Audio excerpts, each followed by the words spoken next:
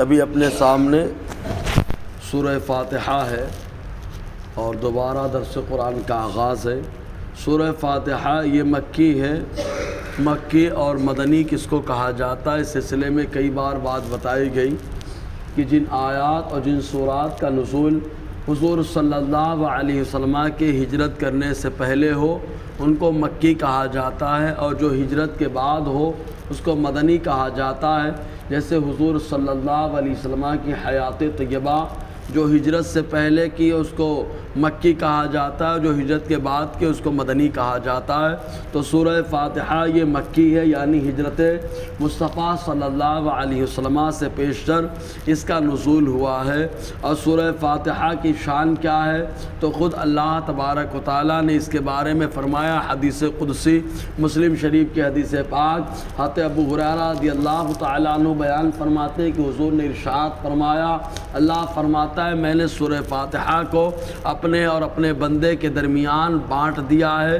تو جب سورہ فاتحہ بندہ پڑھتا ہے اور کہتا ہے الحمدللہ رب العالمین، تو اللہ تعالیٰ فرماتا ہے میرا بندہ میری تعریف کر رہا ہے۔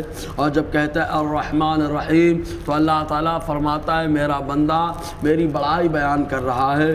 اور جب کہتا ہے مالک یوم الدین، تو اللہ تعالیٰ فرماتا ہے کہ میرا بندہ جو ہے میری بزرگی بیان کر رہا ہے۔ اور بندہ جب کہتا ہے ایاک نعبد و ایاک نستعین، تو اللہ تعالیٰ فرماتا ہے بندہ اپنی شان نیازی اور اپنی شان عبادت کو میری بارگاہ میں پیش کر رہا ہے۔ اور اس کے بعد بندہ جب کہتا ہے اہدنا الصراط المستقیم، تو اللہ تعالیٰ فرماتا ہے اتنی تعریف کرنے کے بعد اب بندہ مجھ سے سوال کرتا ہے اللہ ہم کو صراط مستقیم پر چلا، تو میرے بندے نے مجھ سے جو سوال کیا جو مانگا میں نے اس کو وہ عطا فرما دیا ہے۔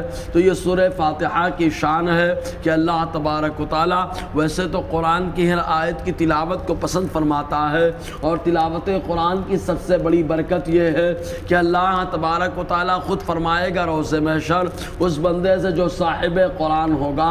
صاحب قرآن حافظ قرآن کو بھی کہا جاتا ہے، صاحب قرآن اس بندے کو کہا جاتا ہے جو مسلسل قرآن کی تلاوت کرتا ہو۔ صاحب قرآن اس کو بھی کہا جاتا ہے جو قرآن کا ترجمہ کرنے والا ہو۔ صاحب قرآن اسے بھی کہا جاتا ہے جو قرآن کی تفسیر بیان کرنے والا ہو یا لکھنے والا ہو۔ تو اللہ تبارک و تعالیٰ صاحب قرآن سے ارشاد فرمائے گا کہ قرآن کی تلاوت کرتا جا اور بلندی پہ چڑھتا چلا جا۔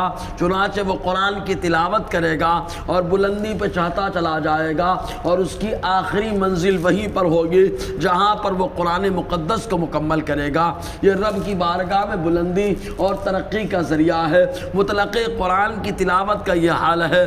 پھر قرآن کے اندر بھی اللہ تبارک و تعالیٰ نے ام القرآن یعنی اصل قرآن اور قرآن کی ماں جس کو اللہ تعالیٰ نے فرمایا وہ سورہ فاتحہ ہے۔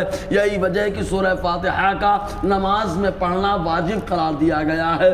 چنانچہ اللہ کے حبیب صلی اللہ علیہ وسلم نے فرمایا لا صلاۃ لمن لم یقرأ بأم الکتاب، حضور نے فرمایا اس شخص کی نماز نہیں جو سورہ فاتحہ ام القرآن کی تلاوت نہ کرے۔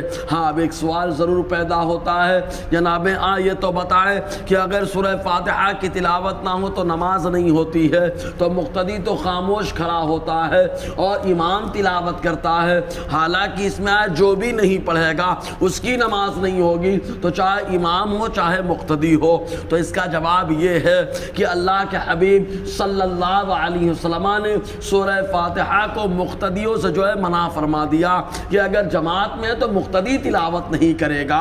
خود اللہ کے حبیب ایک روایت میں یوں ارشاد فرماتے ہیں من کان لہ امام فقراۃ الامام قراۃ اللہ، حضور نے فرمایا جس کا امام ہے اس کے امام کا تلاوت کرنا اس مقتدی کا تلاوت کرنا ہے۔ اور ایک روایت میں یوں آیا مسلم شریف کے اندر حضور صلی اللہ علیہ وسلم فرماتے ہیں جب تمہارا امام کہے اللہ اکبر تو تم کہو اللہ اکبر، اور جب تمہارا امام کہے سمع اللہ لمن حمدہ تو تم کہو ربنا لک الحمد۔ ایسے ہی آقا علیہ السلام فرماتے ہوئے ارشاد فرماتے ہیں جب امام کہے ولا تو تم کہو آمین۔ یہی سے معلوم ہو گیا کہ امام کا کام سورہ فاتحہ پڑھنا ہے اور مقتدی کا کام آمین کہنا ہے۔ حضور نے کام بانٹ دیا۔ اور ایک روایت میں یوں آیا حضور صلی اللہ علیہ وسلم فرماتے فرماتے ہیں جب امام کہے اللہ اکبر تو تم کہو اللہ اکبر، اور جب امام تلاوت کرے تو تم خاموش ہو جاؤ۔